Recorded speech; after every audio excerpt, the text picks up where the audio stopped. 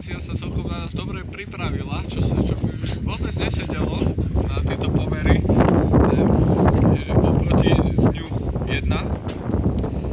Takže služby tam to boli bleskové, to tam nebolo čo vytknúť, tam proste to tam mastilo, tam ma pomaly vyhadzovali zo sedadla, že už tam nemám sedieť, mám už odísť. A no, menu ma zase sklamalo ako vždy. Mohlo byť lepšie a dalo by sa tam nejaké veci vytknúť, ale tak, beriem. No. Takže dávam známku 8. To je na moje menu hovorí veľa. Tak ja by som chcel hodnotiť číslo 2. Mám z neho veľmi zmiešané pocity. Hneď ako sme vošli do reštaurácie, dostal som takú menšiu facku, ale to sa dalo vlastne čakať, lebo som bol naobliekaný. Bolo tam strašne teplo, ale bolo mi strašne teplo aj potom, čo som si dal dole bundu a mikinu. To ma veľmi rozšilovalo. Som veľmi nervózny, keď mi je teplo. To by som chcel tak vytknúť. Ďalšiu vec, ktorú by som chcel vytknúť, vlastne je celkom veľký počet ľudí. Nemal som tam ako oproti tomu, čo bolo včera, kde skoro nikto nebol, to bolo vlastne nič. To sa nedá ani porovnať. Takže, neviem, dobre. Ďalej, jedlo. Veľmi by som chcel pochváliť, že ako náhle ešte sme sa len sadali za stôl. Polievka už bola na stole a voda už bola tiež pripravená.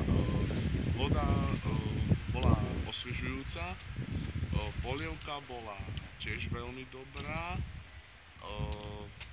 Keď by som to mal zhodnotiť, že zo včerajšou polievkou, tak to vlastne sa nechytá, ale nevadí.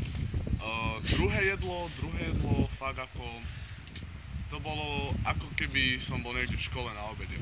Vážne, školské jedáleň, to je ako, to je nič moc pre mňa, vážne, fakt som si to nevychutnal, zjedol som to vlastne len z povinnosti, ako keď si v škole obedáte obed a máte už zaplatený, tak ho siete, takže to bolo niečo také. Personál bol veľmi rýchly, to hodnotím pozitívne, ale môžem to hodnotiť aj ako negatívne, pretože strašne rýchlo všetko mi brali z poruky. Áno. Potom kladne by som ešte zhodnotil tú cenu, fakt ako to bolo veľmi dobré cenovo. No, ohodnotil by som to teda na 6. Dobrý deň, zdravím divákov. Ďakujem za prejavenú dôveru. A dnes bol ten druhý. Boli sme v reštaurácii Oko, kde nás pozval Marek. Moje pocity sú opodstatnené mierne zlé, lebo ako náhle sme prišli, personál, ale celkovo všetci sa tam snažili hrať na tú nôtu, že prestrelili jak na svadbe, ale pozreli sme sa vyššie a strop to všetko prezradil. Prostredie bolo z 50 rokov dozadu. Ale dobre. Beriem to tak, že vynahradili to tým prestretím, ktoré bolo naozaj pekné. Čo sa týka personálu, všetci tu hodnotia, že bol rýchly. Samozrejme, že bol rýchly, keď tam bolo 8 ľudí. Samozrejme ešte študentov, lebo to boli študenti z hotelovej akadémii. Neviem, či tam na Levickej alebo tuto, čo je na Chrenovej, to som si není istý. Ale ako snažili sa, boli milí, však jasné, že sa snažili, nechcú dostať 5 v škole alebo 4.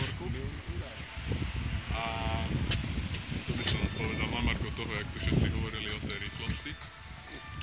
Čo sa týka jedla, polievka bola dobrá, nebola lepšia jak včera, ktorú som ja ponúkol, ale bola dobrá.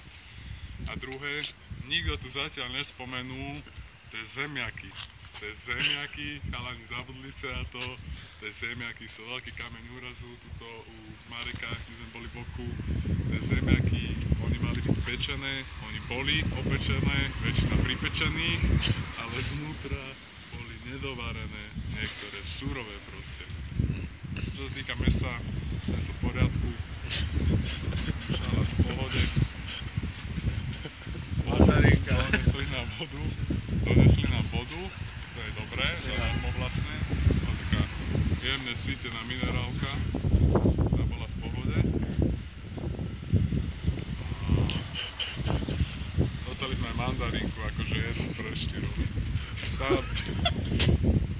esteticky sa nedala nejak hodnotiť, lebo to bolo strašné, ale kľúčovo sa to dalo predýchať. A posledné, čo je veľmi dôležité, to je cena. A cena ma prekvapila. Cena bola fakt nízka, mali sme to za 2,90, čo je na dnešné pomery fakt vynikajúca cena, ale samozrejme, že je lacné, neznamená, že to bude aj dobré. Týmto pádom dávam Marekovi 6 bodov.